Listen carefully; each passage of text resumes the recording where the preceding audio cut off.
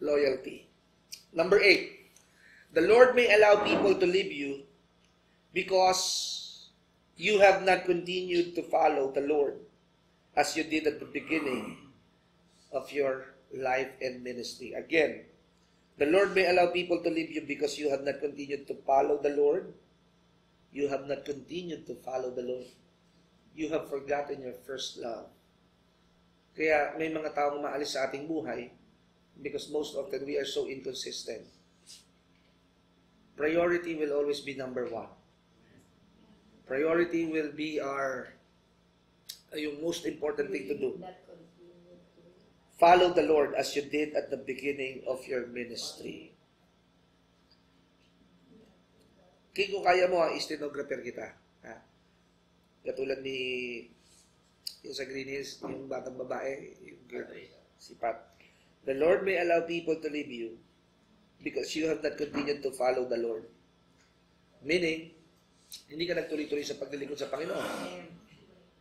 Kaya, marami sa mga Kristiyano, maalam nung una, pero dahil sa bigat ng problema at pagsubok, nagbabackslide at nawawala ang kanilang gana sa pagsambat panalangin. It's not because we did not get our answered prayer. It doesn't mean na hindi tayo dinidinig ng ating Panginoon. When God is silent, we need to be quiet. Pag tahimik ang Diyos, manahimik lang tayo. Sapagkat ang paraan ng Diyos ay iba sa ating kaparaanan. Solomon has 700 wives and 300 concubines. And sure enough, because of his 700 wives, they led his heart away from the Lord. There would be a lot of distractions. Sabi nga nung isang mangangaral, mabigat ito, that was 1970. Sabi niya, yung TV daw niya, pinamigay na daw niya para hindi na daw siya makapanood ng balita o ng anumang mga kaabalahan. He will spend most of his time in his closet.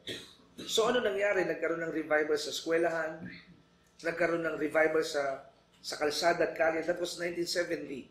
Just because of one thing na inalis niya na nakakahumaling at nakakaalis ng kanyang atensyon sa Diyos, pinamigay daw niya yung TV niya. At wala siyang ibang ginawa kundi manalangin at magbasa ng Biblia. At grabe yung pagkilos sa kanya ng ating Panginoon. If you will always remove distractions and allow God to have permission, hindi mo makakakilos ang Diyos pag hindi natin siya pahihintulutan. Dahil tayo may tinatawag na free will. Pero kung tayo ho ay magsasara at tikom ang palad at limitado ang binibigay natin sa Panginoon, the measure you give is the measure that you will get. Hindi lang sa pagbibigay. Sa panahon. Kaya critically, ang mga tao, pag malubhan ng sakit, saka tumatawag sa Diyos. Dahil sa mga panahon na sila ay nasa kalayawan, sinayang nila yung mga pagkakataon na sana sila ay nagamit ng Panginoon. Pero huwag tayong mag-alala, sapagkat lahat ng bagay ay nangyayari para maganap ang kanyang kalooban. Kaya sabi mo ni Pablo, to live is Christ, to die is gain. Hindi ho kasi pahabaan ang buhay dito sa lupa kundi nabubuhay tayo ng may kapakinabangan. Mahaba nga ang buhay mo, mareklamo ka naman. Mahaba nga ang buhay mo, lagi mo naman kinokontra ang pastor mo o ang mga manggagawa sa iglesia, di ba? Sayang naman ang buhay mo.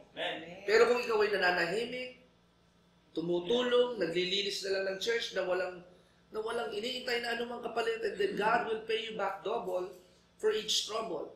Pero mahaba nga ang buhay, makwenta naman, madamot naman. At minsan ay on and off, maligamgam. Di ba, sabi ko, may 5 church sa Book of Revelation. Ano daw ang ginagawa sa mga maligamgam? Isinusuka. Yung mga lukewarm church.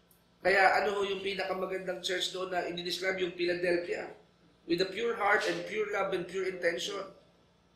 Sapagkat ang umiibig sa Diyos, hindi nagbabago ang pag-ibig sa Diyos. May pagpapala o wala, may kagalingan o wala, tayo ay nakatuon pa rin sa ating relasyon sa ating Panginoon. Pupurihin lamang ba natin siya pag mabubuting bagay nangyayari sa atin? Pupurihin lamang ba natin siya kapag may bumibili ng peanut butter? Eh, paano kung walang bumili ng peanut butter? Kaya dahil tayo nagpupuri in season and in out of season, we preach the Word of God. Eh, kita nyo naman, dahil totoo ang ating puso at gusto nating mapagpala at maging gamit ng Panginoon. Ang Diyos ang maglalagay sa puso ng tao na hindi naman natin kakilala. Nahahanapin yung bagay na ating ibinebenta o ating itinitinda para makatulong din sa atin. Nakakatuwa nga last Monday, naglalakad ako sa Walter Mart para bumili ng tokwa. Kaya talaga, tuloy-tuloy ang ating fasting, ng Daniel fasting. Sayang naman yung binawas natin 2 pounds. Ano? So, pumunta kami sa Walter Mart, sa Carmona. At bibili ng alcohol gel, requirement kasi sa school ng mga bata. Alam niyo naman, ngayon sa mga panahon na ito ay OA ang mga tao. Ano? So, kailangan magdala ng alcohol, yung spray lang, alcohol gel. At pagpunta ko sa Walter Mart, nakapambaya ko, hindi pa ako naliligo. At butas pa yung damit ko. Medyo, alam niyo, air cool. At nakabaluwag na short. Talagang pang-basketball lang, pang-bahay lang. Nakasipit na tsinelas. Alam niyo, pag pagpapalain kayo ng Diyos, pagpapalain kayo ng Diyos eh. Kaya habang naglalakad ako, may tumawag sa akin. All of a sudden, out of nowhere. Hindi ko palagyan nag-church itong pamilyang ito dito sa simbahan ito. Pero tinawag ako, Pastor! Pastor! Lakas ng boses ng babae. Eh, medyo chubby. Pastor, sabi ko, ano ginagawa niyo dito? Taga rito ba kayo? Sabi ko, hindi po, Pastor. Taga dyan lang kami sa taas ng Cavite. Pastor, may bibigay lamang po kami sa inyo. Nabot sobre. Sabi ko, pera ito. Actually, naman sa Diyos, magbabayad ako ng service bukas.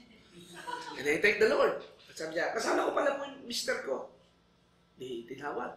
Uy, sabi ko, Brad, kumusta? Hindi ka sa church, ngingiti-ngiti. At sabi ko, salamat dito sa pagpapalang ito. Dalangin ko, ibuwelta ito sa inyo ng Panginoon siksik, liglig at umaapaw. Pinag-pray ko, umalis. Mga after 5 minutes, hindi pa na kontento. May dalang manok ng sabori. Sabi, Pastor, alam ko, alauna na, hindi pa kayo nagtatanghalian. Alam niyo, pag nagbibigay, nakakapagbigay ng kaligayahan. Yan ang sinasabi ko sa inyo, pagka nagbibigay, hindi lamang napapaligaya yung binibigyan. Pati yung nagbibigay, maligaya. Di nilagay yung sabori. Sabi ko, wow, praise God, salamat sa Panginoon, may ulam na tayo hanggang hapunan. Alam niyo ako, simple lang akong tao eh. Hindi ako naghahangad ng marami na lalabis. Kung ano man yung para sa araw na yon, salamat sa Diyos. Yes, I'm asking for big things, pero kung kailangan kumain ng tuyo at itlog na maalat, why not? Di po ba? Kung kailangan kumain ng talbos ng kamote at kumain lang ng saging para mabilis mabusog, wala akong problema dyan. So ako'y nagpapasalamat sa Panginoon. Sabi ko, ang Diyos ay nagpapala saan mang dako ikaw naroroon. At pinost ko nga sa Facebook, nabiruin mo, Monday na Monday. For a lot of people, Monday is the stressful day. Pero ako, Monday is my blessed day. Amen. Because the Bible is true.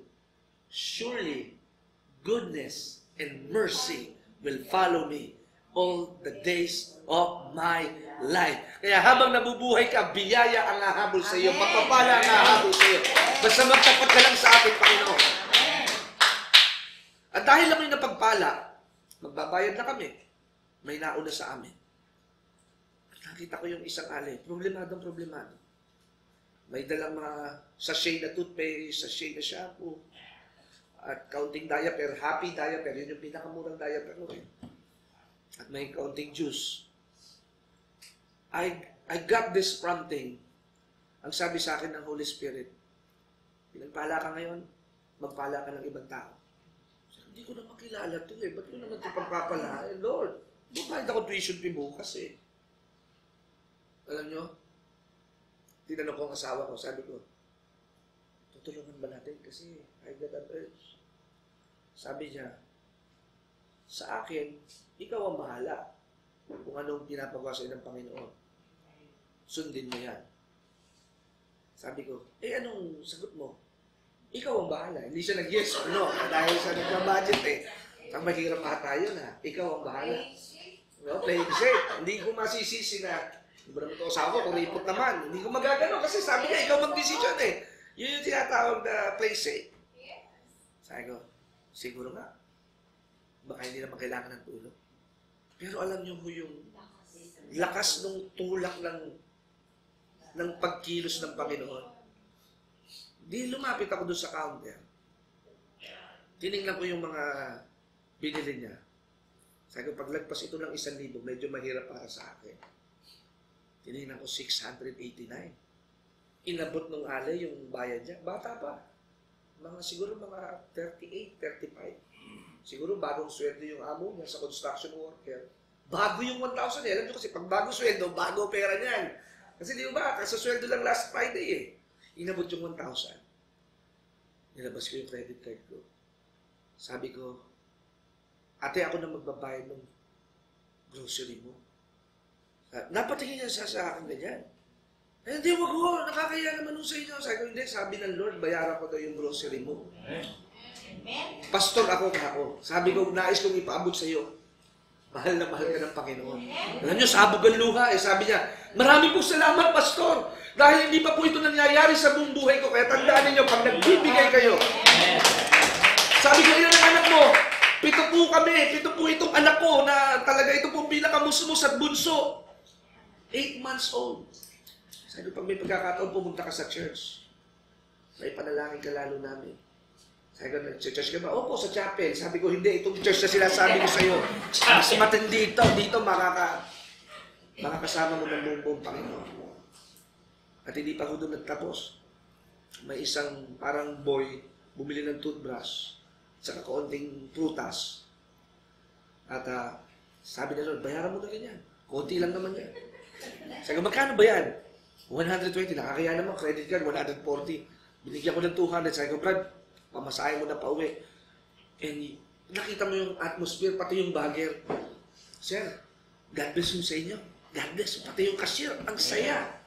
Alam niyo, hindi niyo naman kailangan maging sikat para gumawa ng mabuti. Hindi mo kailangan na i-video pa or whatever. Pero yung pag may pinapagawa sa iyo, Panginoon, kahit yan ay kung sino man yan o sumakay sa tricycle mo, inilibre mo, it will remain an impact. Sapagkat ang hindi nawawala ay yung ibinigay natin na hindi tayo naitanghal at hindi tayo napapurihan sapagkat ang Diyos na nakakakita, siyang magagantimpala. This is just the law of simple things, the law of cause and effect. Somebody bless me, and I bless it again doon sa mga tao mas nangangailangan. But perhaps marami ang hindi makapagbigay because they're too distracted sa sarili nilang pangangailangan. Pag laging inisip natin ang sarili natin, we could never get enough. Kahapon nga sa usapan namin, ano kaya ang palagay ng isang kapatid na may bahay sa West Grove, sa Nuvali, 800 square meter, pero namatay din. Asindero. Pero hindi na-enjoy yung kanyang kayamanan. Napakasarap po na may pagpapala tayo na meron mga ilang tao nakikinabang doon sa ating mga pagpapala. Makamtan man natin ang around the world. Pero ang asawa ko, di ba, nagbabiyahe all over the world. Sabihin niyo Paris, London, Spain, Morocco. Napunta niya, pinakamagandang beach sa Morocco. Pero iisa lang ang wish niya at request sa Panginoon. Isang buong pamilya. Sabi nung kanyang mga kasamang mga flight attendant ng mga Tema Arts at mga ambisyosa. Alam niyo, Tema Arts, maarte. Sabi nila, napakasimple naman ng ambisyon mo at pangarap mo. Alam niyo, sabi ng asawa ko, yung simple nga, wala ako, ba't ako mag-ambisyon ng iba pa? The simplest form is when you appreciate life in your family. Doon mo makikita, ganap at tapat ang ating Panginoon. Amen. Na kailanman hindi niya tayo pinabayaan. Amen. Again, I just want you to hear the testimony. Araw-araw, tapat at napakabuti ng ating Panginoon. Amen. So si Solomon, ilan ang asawa niya? 700. 1,000 pa nga eh. 1,000 nga eh, di ba? Ito yung kami. 1 Kings chapter 11 verse 3 to 4. Chapter 11 verse 3 to 4. Tingnan nyo ho naging problema. Nung una maalam si Solomon eh. What is your request? He did not ask for money. He did not ask for power. Anong hiningi niya? Wisdom. Anong hiningi po ni Solomon? Wisdom, karunungan. Karunungan buhat sa Diyos. Not just from philosophical books, not just for hindi galing sa pag-aaral sa eskwela, kundi karunungan makalangit. Alam niyo ba kung paano naging famous si Solomon? Meron nung nanay na nag-aaway kung sino daw ang tunay na nanay nitong batang ito. Hahatiin sa kalahati. Eh di ang sabi nung nanay, sige, kalahatiin na yan para wala nang makinabang. Salbahe yung isang nanay, ano, di pagkakilalatin mo, dead yun. Eh ang sabi naman ng isang nanay, wag po, ibigay na lang sa kanya para ang bata ay mabuhay. So, kung titignan natin, with a sound judgment, makikita mo na yung nanay na nagpaubaya na mabuhay yung bata, yun ang tunay na magulang. Kaya ang sabi ni Solomon, I will make a verdict na ang tunay na nanay ay itong nagpaubaya na ipampun yung bata sapagkat siya may malasakit sa buhay. Isang break lang eh, isang decision lang. At yun ang magpapaunawa sa iyo na sasamahan ka ng Diyos. And that is the beginning, the tipping point, na nabalita ang talino ni Solomon at nakilala ho siya sa buong daigdig. Imagine niyo, hindi lang sa bayan niya, buong mundo. Imagine niyo yung wealth of Sheba, binabarko papunta sa Israel. Kaya naman, when the time comes to build the house of the Lord, hindi na niya kailangan ng special offering eh. Hindi na niya kailangan mag-challenge, magdukal kayo ng lupa, maghanap, mag-ano kayo, treasure hunting. Sa sobrang biyaya, naitayo 7 years tinayo yung templo.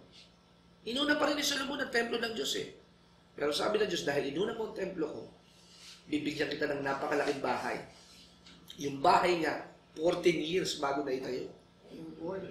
Double. Kaya pag inuna mo ang Panginoon, this is my principle. Gawain muna. Mission muna, ministeryo muna bago sarili. Bago luho, gawain muna.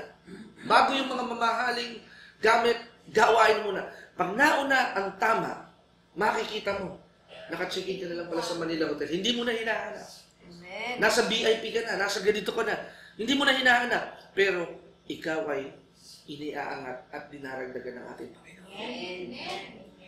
Pero what so happened to Solomon sa 1 Kings chapter 11, 3 to 4, on the latter part of Solomon's life, they turned his heart to worship their gods. Yung Diyos-Diyosan ng kanyang mga babae. Imagine niyo, 1,000 babae ni Solomon. Paano maulit ang sex life noon? Ang tagal na, 365 days lang sa isang araw eh. Ay, sa isang taon, isang araw. 1 day.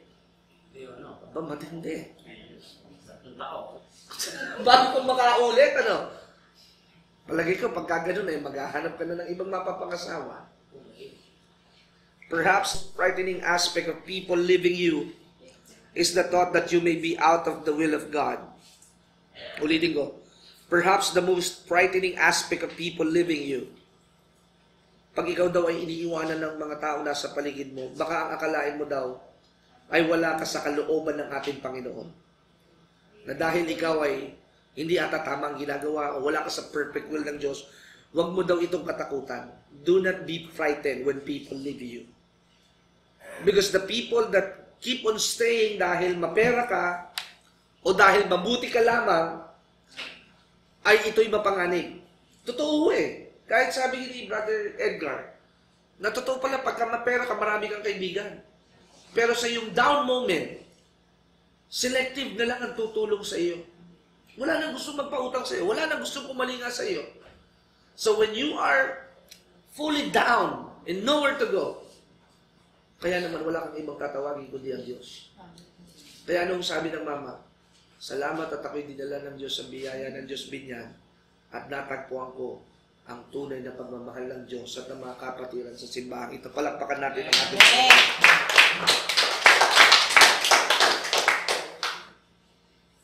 Are you doing something that has opened the door of the enemy into your ministry, Is God pleased with you? Has the devil been allowed access because you have strayed outside His will? This must be one of your great consideration while praying about why someone has left you. So, pag ikaw ay nananalangin, be open for the wisdom of God. Pag ikaw ay nananalangin, always inquire unto the Lord. Kaya nga sabi ni David, one thing that I desire. Sa Psalms 27 verse 1, King, pakiano nga, one thing that I have desired is to dwell in the house of the Lord, to inquire the beauty of your temple. When you say inquiry, pagtatanong. Pag ikaw ay nagtanong sa Diyos, ipapakita niya ang kanyang kagila-gilalas at kamanghamanghang pagkilos. You are my light and my salvation. Whom shall I fear? Adonai is the stronghold. Wala ka bang New King James Version? Or, one thing have I asked. King James, sige.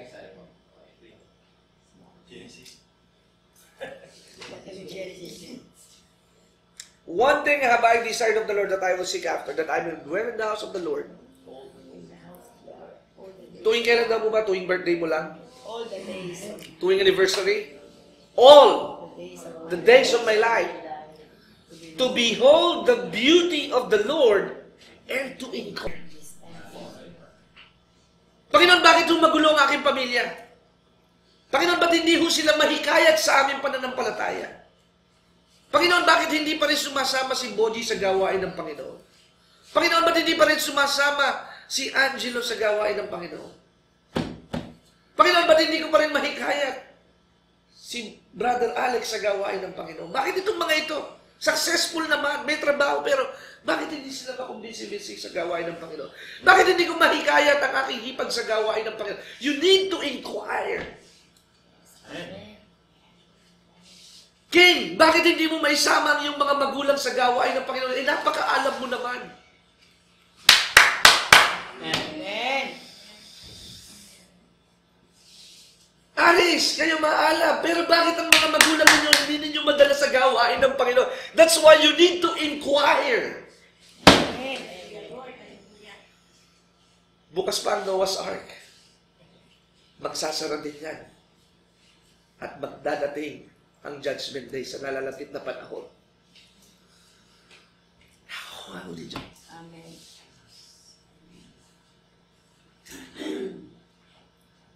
Ganun din, Sister Monica, ang inyong asawa. Inquire. Why? Sister Alice, ang iyong pamilya, ang iyong kuya, na best friend mo na lagi kayong aso't pusa. Inquire. Why are they are not interested sa ganitong gawain pag-aaral ng Biblia? Maybe you are not constant on your request. Pabago-bago, okay lang naman. Hindi naman nananakit yung asawa ko, mabait naman. Nagbibigay naman yung anak ko. Lagi naman ako may 5,000 yan pag birthday ko. Hindi kasi tuloy-tuloy yung ating request sa Panginoon. Pag sinabing constant, it never changes. Si Sister Imelda, ang galing manalangin.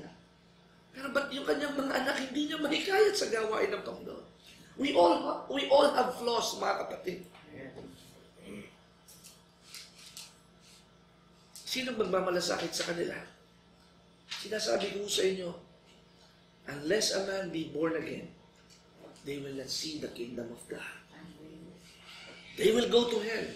We are in the moment, we are in a generation na wala na tayong palusot na masasabing hindi nila narinig ang mabuting balita. Naalala niyo yung kwento ni Jesus tungkol sa rich man na si Lazarus. Si Lazarus nag-aabang lang sa labas ng templo, sa bahay ng gate ng mayaman. Namatay sila parehas. Si Lazarus, sinisip-sip ng aso yung kanyang mga sugat, nililik, Hindi siya nakaranas ng maginhawang buhay. And they both died. Si Lazarus, sabi doon sa Bible, direkta doon sa Abraham's bosom. At ang sabi ng mga theologians na the Abraham's bosom is similar to like a paradise, the waiting place. At yung mayaman, saan daw dumiretso? Sa Pinono. Sa Hades. The first compartment. Alam niyo yung Hades, hindi pa yung pinakadagat-dagatang apoy eh. Ito muna yung initial taste ng pait. Abay, kung Down payment pa lang yun. Ang tindi na ng parusa. Paano na yung dagat-dagatan na po yung tinatawag na lake of fire? Di ba? Mainit na doon sa first installment. Ang sabi niya, Panginoon, baka pwede niyo akong buhayin at mababalaan ko. Mababalaan ko si Boji, babalaan ko si Grace, mababalaan ko si ganito, babalaan ko ang asawa ni Sister Monica. But, sabi ni Jesus, there are prophets. There are teachers. There are people who are reaching them out. Imagine niyo, 2,000 years ago, there's no Facebook, there's no Instagram, no cellphone, no text messaging, pero yun na yung tinuturo ni Jesus. Hindi po pwedeng sasabihin nila na hindi sila nakapakinig. Kaya nga kayong naligtas eh. Tatanungin ko kayo, sa tahanan nyo ba, pinag-uusapan nyo ba tungkol sa Diyos o casual lang kayo? Pinag-uusapan nyo ba? Sinasabihan ninyo ang inyong mga anak na,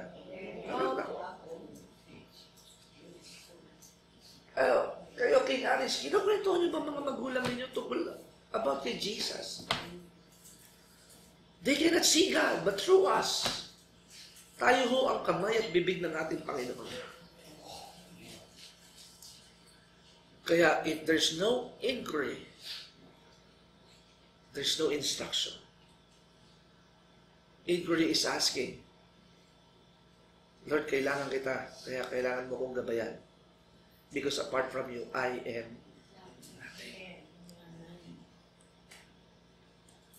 Ito ang pinakamahirap sa atin as mga key leaders at Christians.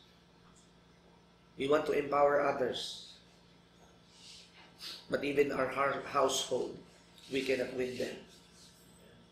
You go to the campus, you go to Bible study sa Playa Platero, Lakiwa, and telling them, tanggapin niyo si Jesus. Naiiyak-iyak pa kayo. But I tell you, the most difficult thing is, you cannot win your own household.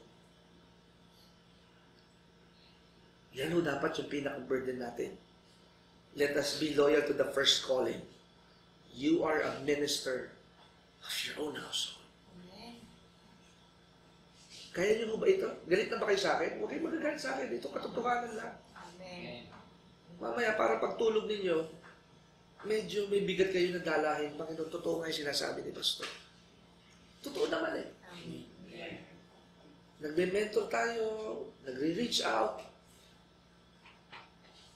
Pero at the back, in your household, hindi naniniwala ang misis mo.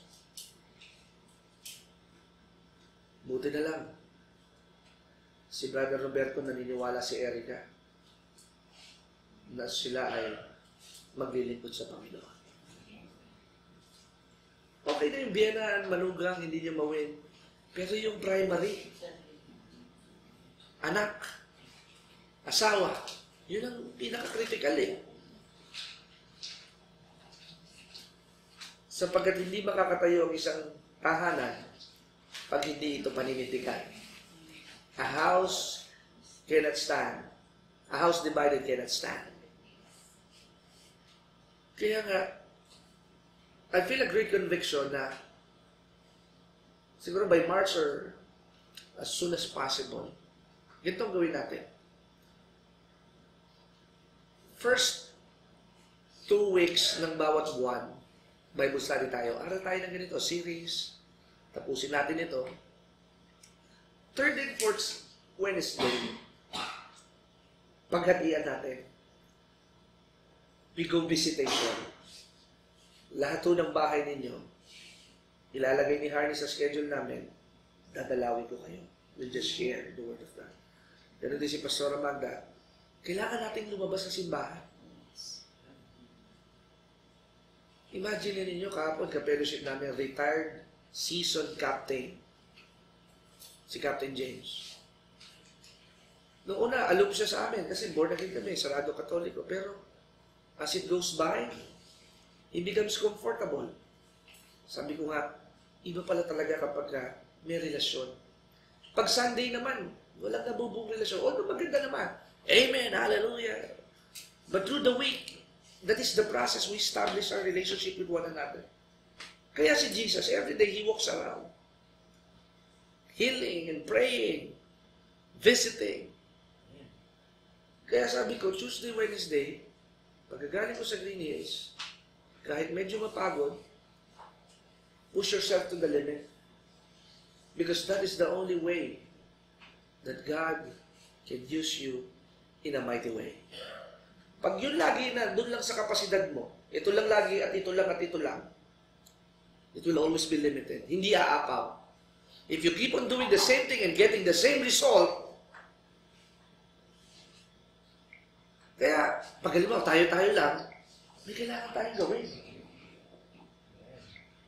Pero perhaps, siguro, ngayong Wednesday na ito isa sa mga pinakamarami nating attendance ng Bible study. Palakpakan naman natin ang ating mga... To get an extra great result, you need to do extra great effort. At naniniwala ako, bukod sa mga men's ministry pa, kailangan mahuli natin talaga mga kalalakihan. Kaya, watch out, Sister Virgie, dadalaw kami sa bahay ninyo. Kaya, Sister Erly, pag-ipunan natin, mapagawa natin yung tricycle ni Brother Arman. Yung kasya ang waluhan sa likod. Para siyempre, hindi naman doon sa pagiging tema arts, may mga lugar na hindi kasya yung kotse ko. Eh lalo na pag dumating yung bago kong sasakyan na SUV na pinapanalay ko, hindi magkakasya doon sa lugar.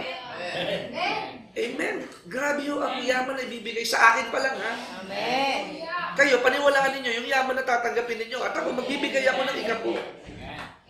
Grabe yung mga kapatid. Every day, I could see a clear vision that God will give us a great wealth. Pero kailangan ng simbahan. Pera ang kailangan ng bawat isa sa atin para tayo ay maging ganap na, maging kapaki-pakinabang. Hindi po pwedeng chiwari-wari-wap lang. Amen! Hallelujah! Okay, give 1,000. Okay, basta bye-bye. Hallelujah. Hindi laging puro feeding program at grocery lagi. You should be the one who give. Because our giving is an act of gratitude. Do not be afraid to ask for more blessing. Because that is the only way that you can be trusted and trustworthy. Sa pagbibigay ho, doon masusukat ang ating kalagayan. Kaya, sabi ko nga, kanina habang nagkakape kami nila, Brother Bernard, I think it's really time. Gusto natin yung 300 na kaluluwa bago mag-anniversary. Build a relationship. Kausapin ninyo mga klase ninyo. Huwag lang ho kayo basta makapag-pray sa reunion. You share Jesus to them. 80% you will feel rejected. Totoo yun. 80% maraming tatanggi sa'yo. Sasabihin nila, busy, ganito. Sige, para hindi ka masaktan, titingnan ko schedule ko pagka available ako. Sige lang. But never stop. Keep on trying. Sinasabi ko sa inyo, pag sumambulat ang problema dyan sa mga buhay niyang mga yan, makikilala nila natin ang Panginoon. Ganyan sila magsalita kasi masarap ang buhay pasauna-sauna, pais-pais pa lang at papunta-punta lang ng Hong Kong. Ngayon hindi ka makalabas ng bansa.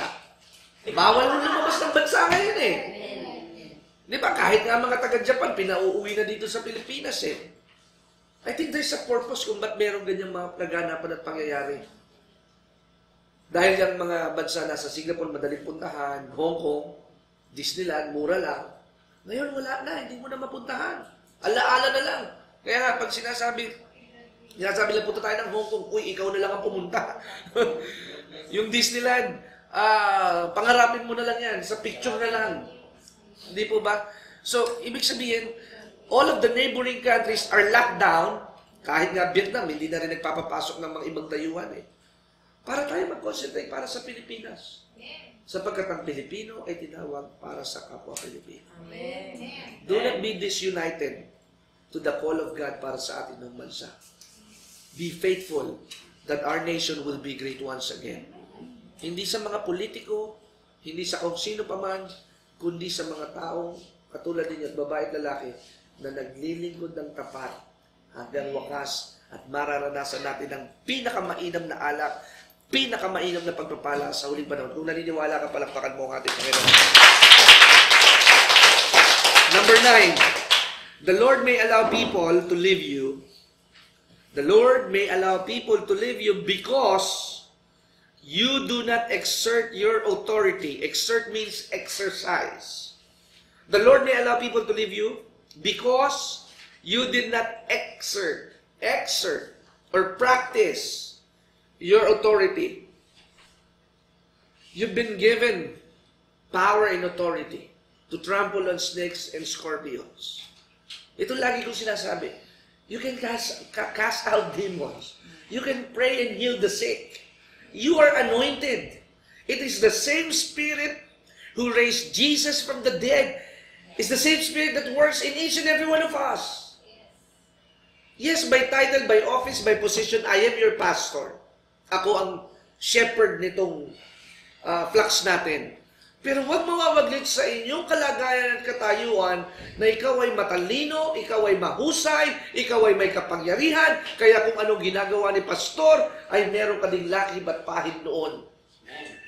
The Spirit of the Lord is upon you to bring good tidings, good news, and to bring the to teach the acceptable year of the Lord, to set the captives free.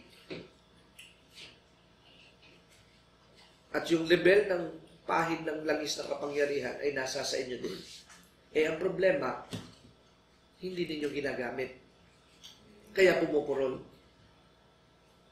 Ang sabi nga sa Ecclesiastes, na kapag ang palakol ay mapurol, you exert more effort. Kaya, pag wala kang Word of God, eh, takot ka nga sa makukulang. Pag wala kang Word of God, takot ka sa mga viruses. Imagine niyo, sabi ng isang pare, biruin niyo ha, nangangaral sa simbahan. Ang sabi ng pare, hindi na ho namin kayo papahiran ng Ash Wednesday. Iwiwisik na lang namin. Dahil pa nun ng Ash Fall pag iniwinisik sa inyo. Hindi ko alam, ano ba yung tinuturo nitong mga ito? Kaya, Lord forgive me, but I do not want to judge them. But, biruin mo, isasaboy siya. Oh, bindisyon na kayo, meron na kayong marka sa inyong ulunan. Eh, dahil pa nun ng asphalt, di hinika yung mga hihikain doon. Basbas na kayo. Basbas na kayo. Oh, yan, oh, hihagi siya. Okay, ha. Baka magkasakit kayo pag nagkadampi. Sa mga churches, sinasabi, oh, huwag tayo magbeso-beso, ha. Huwag tayo mag-shake hands. May virus. Who is greater, the virus or our God? Our God is greater because greater is He that is in me than he that is in the world. 1 John chapter 4 verse 4. Eh kung tayo'y takot, paano natin ba masasabi na manalig ang tao? Kung tayo mismo, leader ng simbahan, takot sa virus, eh sinong gagapi sa virus? Naalala ko nga may palabas eh. Yung pare pinatawag eh dahil may manananggal doon sa bukid eh. Nung nakita yung manananggal, natakot ho yung pare.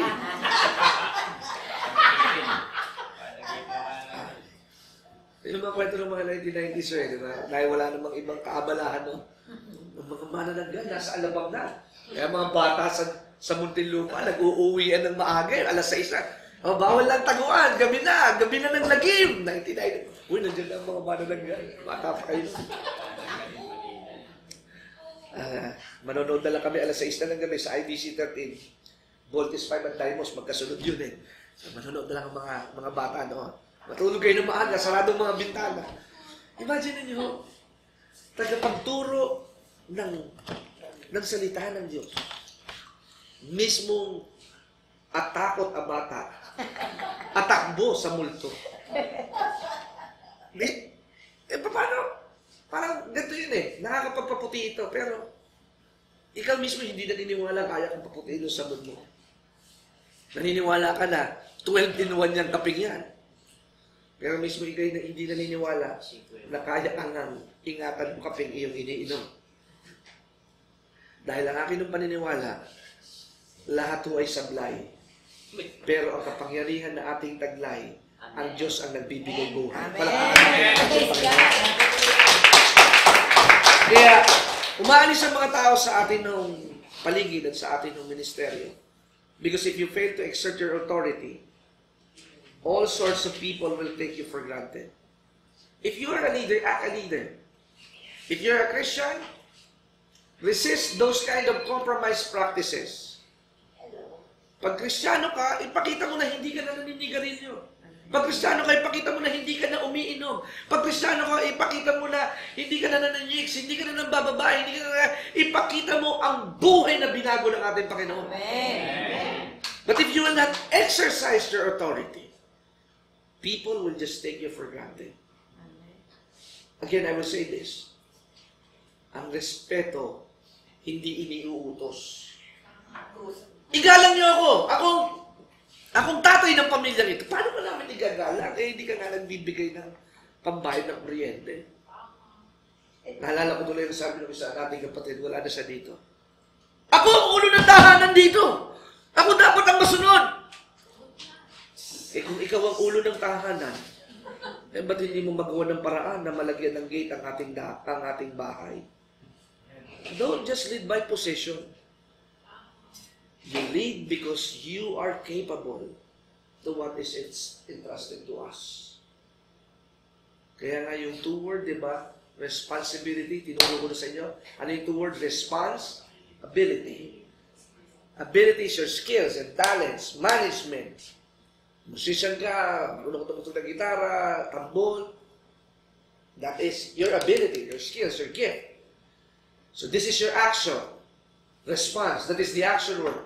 You have the ability, but if you will not respond with your action word, it will remain stagnant. Ang kakayanan na hindi ginagawa at hindi pinapakita. Sasabihin, ay, yung anak ko, magaling kumanda yan eh. Kaya, nasaan? Patingin. Mahihiyain eh. So, joke lang yun. Pag sinabi, magaling tong, asawa ko na mag-carpentry. Patingin ang nagawa niya cabinet. O diba? Katulad ni Brother Ente. Sabi, magaling magpintura. Patingin. Hindi siya nagpintura nitong ibang mga natin. Siya ang gumawa ng frame ng ating bagong dugo. Abay, marunong nga. Di ba? Katulad nung pinagawa ko si Sister Nori nung ribbon para sa Faithful Tithers. Di ba? Si Brother Boy ang gumawa. Si Brother Boy kasi artist eh. Patingin.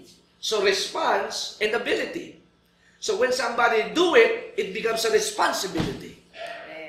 Kaya pagka iniatang sa iyo, huwag mong bibitinin ang gawain ng Panginoon. Pag inaasahan ka, dapat dumating ka. Kailangan dumating ang murkon at dumating ang beef steak sa Friday. Sawa na sila sa adobo eh. Patingin naman natin ng ibang putahe. Beef steak. May kalamansi. Adobo, may kalamansi. Ito, makinig ko kayo. Weak leaders cannot establish loyalty in their churches. Weak leaders. Take note niya, King. Ano po, Sister Vilma. Pag kayo nadadala ng mga tantrums at drama ng mga pinamumunuan ninyo, mag-resign na kayo. Because too much emotion will not keep you in motion. Pag puro kayo imotero, ay kasi matriarchal ako, pastor ang hirap disiplinahin, kawawa naman. Alam niyo, tingnan niyo kung ba't matitino yung mga katulad nila Pastor Magda, nila Sister Ernie, mga 60s na ba, sila Brother Bernard, nahaambalos eh. Ngayon, ang mga bata walang good moral and right conduct. Walang GMRC subject sa school. Ako, may values education. Ako, kahit pastor ang tatay ko, nabalos ako ng walis. Hindi ko malimutan, kinulong kami ni Daddy. Pinaluhod kami sa Mungkulay, kami nag-aaway ni Kuya Dex eh. Itinali kami sa gitnang kwarto. Pag hindi kayo nagkabate, hindi kayo makakalabas dyan. Pagka ikaw ay nadisiplina, masaktan ka lang ng isang matindi. Kaya brother, ako mong katakutan na hihimatayin si Sister Tonet pagka napalo mo si Victor, bigyan mo ng isa. Titino yan. Oo, titino. Oo, titino. Pag kinatakutan mo na, baka magnakaw, pag disiplina, bigyan mo ng isang sampiga. Sabi kaya, Wala kasi ngayon Baka magsumbong sa 163, bantay bata. Alam niyo mga kapatid, isang pagkakataon na hindi na naulit. Sa sobrang sagot ng sagot ni Lois sa nanay niya, nasampigan, nasampal sa bibig. Dugo Hindi ako nakakilos sa ganyan. Wala akong magawa. Pero alam niyo, simula noon, yun ang simula ng pagbabago ng isang bata. It might be harsh. Pero if you keep away the rod, hindi mo na mapapatayin yung anak mo Abay, yung magdisiplina lang, ang sakit sa dibdib. Pero that's the only way kasi hindi magsosorry, titinginan ka pa ng matalim na ganyan. At sasabihin, ano kasalanan ko? Yung kasalanan ko. Ba't ako mag-face the wall? Ba't di ka mag-face the wall? Binagsak mo yung radyo. That's discipline. If you will not exercise your authority, iiwanan ka, lalayasan ka. Kaya nag-aadik ang mga anak ninyo kasi walang kinakatakutan. Kaya dati, iniiwanan tayo ng mga membro natin kasi walang constant and strong leadership ang foundation ng simbahan. Walang protocol. hallelujah. Pastor, bukas binyagan mo na yung anak ko, ha? Hindi na po pwede yung ganun ngayon. Pastor, bukas, ha? Magtitinda ako. Hindi na pwede, meron na Sister Rachel lang namamahala. Pastor, mag-i-special number ako, ha? Hindi na rin po pwede yung ganun. Masaktan na ako sinong dapat masaktan. Because if we will want to be organized, yung mawawala, mas okay na mawala kasi mas malaki at mas marami ang ipapalit ng ating Panginoon. Hallelujah! Amen. If you cannot suffer the pain of today, paano na kapag meron pang mga taong makakasakit sa iyo? Kung lahat pagbibigyan mo, ilan pa yung dapat natin pagbigyan? And it should stop. Napalakasan system. Ako, I'm trying ngayon to cope up kasi ito yung naging problema din ng mga naunang mga sistema. Nagbibigay ito sa akin ng love gift. Hindi na ngayon. Nagbigay kayo ng love gift o hindi, bubuhayin ako ng Panginoon. Ang Diyos ang magtutustos. Amen. Kung ako ay nabuhay sa utang na loob, hindi ko iaalis ang simbahan sa garahe ni Nanay Sita. Bakit? Libre lunch? Libre love gift na 500? Kung nag-stick in ako, kuryente, libre lahat. Sigurado may 500 akong love gift. Kung ako ay na-engross at nag-stick in na may 500 akong panggasolina every Sunday, the church will not grow. But because God is calling me for a greater task, I need to get out. Paano? Hindi ko na makukorek si Nanay Sita. Beholden ako It's, for the record, maririnig din nyo ito. It's an example. Pero through that, you learn. Di ba? Makikita mo na, ang buhay ay hindi weather-weather lang. You need to stand up. Abay, pag kusa ka lang maitulak, dito naman. Kaya nagkakaroon ng kampi-kampi. Kaya pag nagkaroon ng kampi-kampi, wasak ang simbahan. Kasi walang strong leadership. You did not exercise your effort. Kaya kapag sobrang bait, masama din. Pag sobrang disiplina, nasasakal, masama din. Kaya naman, katulad kagabi, pagkasundo ko sa mga bata, sabi, Daddy, where are you going? Sabi ko, Daddy has to go to a Bible study. Katabi ka ba namin pagtulog? Sabi ko, yes, susilip na lang ako doon, tatabi ako sa inyo. Pero pagdating ko, tulog na kayo. Alas 10 tayo ako Pero imagine mo niya, napapalo mo yun, minsan lang. Pero ganap yung kanilang pag-ibig. Why? But pag sila gumawa ng mabuti, they have rewards. Gusto nyo kumain sa Kenny Rogers, mabay kayo, maganda greasy nyo, kain kayo. Kung meron pa, may toy kayo. Si Jao mabait, o meron siyang malaking barko. Hindi po ba? Yun ay bigay lamang ng isang kaibigan natin na sumasakay ng barko. I mean, they will appreciate the reward if they experience the pain of discipline. Sabi nga ng misis ko, paano ba ikaw naging ganyan sa tao? Sabi ko, lagi akong mabuti sa tao at mapagmahal sa tao. It develops through the years. Hindi naman yan tinuturo sa school eh. Part of it nakita ko sa magulang ko. Part of it nakita ko sa simbahan. Alam niyo, pinakamagulo, simbahan. Totoo. Ang pinakamabigat na pamunuan, simbahan. Kaya magpasalamat tayo, nakaabot tayo ng 12 taon. Medyo established na. Kaya hindi ako nawawala sa foresight that God will continue to add souls. We might not be good in one-on-one discipleship or whatever kind of format. Gagawa ang Diyos ng original na sakto dito sa DNA natin.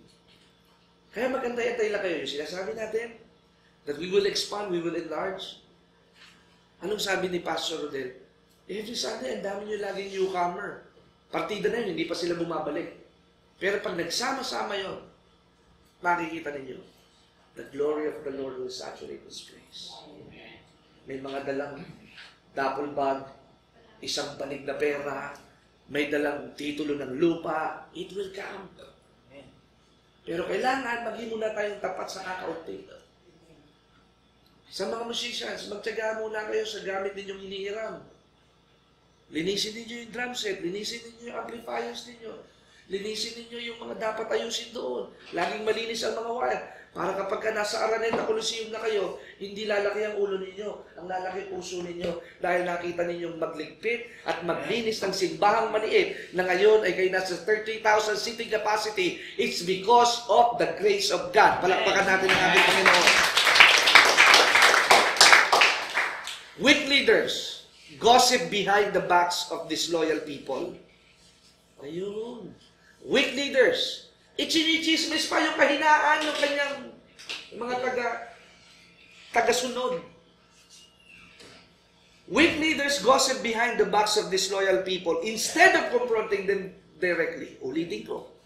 Weak leaders gossip behind the backs of disloyal people instead of confronting them directly. Sinisiraan pa. Lagi pang issue lagi. Yung mga taong umalis na sa church. Di ba? Napapansin niya, hindi natin pinag-uusapan yung mga taong umalis na sa church. Minsan nababanggit, but we will not put it into detail. Pinupuntahan pa nga natin pag may problema. Amen po ba? So weak leaders gossip. Sinichismis pa. Sinisiraan. Walang utang na loob yan eh. Ganyan. Sabihin mo siya katabi, huwag ganon. This creates more confusion and more room for strife. This creates more confusion and more room for strife. In the end, the weak leader who does not want to confront people has a far worse crisis on his hand. Kaya pag hindi mo kinumpronta yung problema, it will hunt you. It will follow you. If you did not finish the business, yung mga kamalian, kabuktutan at hindi mo inayos at itinuwid, it will chase you down. Imagine ninyo kung hindi natin inalis na may issue na isa sa mga worship leader natin, may kinakasamang lalaki, bakla pala. Eh kung hindi natin dinisiplina, it will be more in trouble. Paano na yung mga bagong papasok katulad nila Robert, di ba? Mag-asawa. Eh kung ganun pala na ibang standard on Sunday, ibang standard on weekdays. Nakukuha ko ninyo. Kaya napakahirap pag hindi mo i-ground o i-disconnect ang iyong sarili sa dapat may alis. Alam niyo, so far, salamat sa Diyos dahil sa ngayon medyo wala na sa atin yung mga, alam niyo yung salitang adelantado, yung laging nangunguna kay Pastor, laging pinangunguna si Pastor. Salamat naman na wala nang ganun dito. Wala na eh. Wala na sa katabi nito, wala na. Pastor, maganda ho ito. Magpunta tayo sa ganito, Pastor. Pastor, nakita ko mas maganda ito. Ginamit nila ito sa kanilang programa. Tagumpay sila. God loves variety. Kung naging epektibo sa kanila, praise God. Hintayin natin kung anong maglalaman at sasapat para sa atin. And for now, we're doing good. Every Sunday, mga kapatid, that is a mark that God is being with us. Women's ministry, hindi na kayo kasya. Palakpakan natin ang ating Women's ministry ang Dami nyo, ano? Naligo. cover ng upuan at kutsyon ng ating church. 37 na kayo sa prayer Ilan mountain. tayo? Absent pa doon.